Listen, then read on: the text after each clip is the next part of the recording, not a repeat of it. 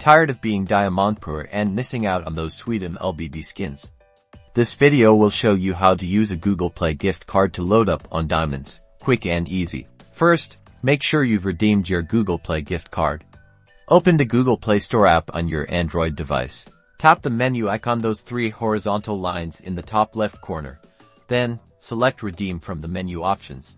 Enter the code from your Google Play gift card in the provided box.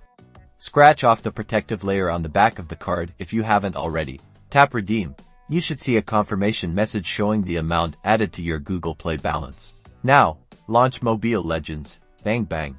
Navigate to the diamond purchase section within the game.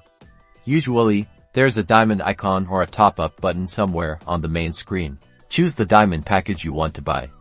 Select the option that fits your Google Play balance. A Google Play purchase pop-up will appear.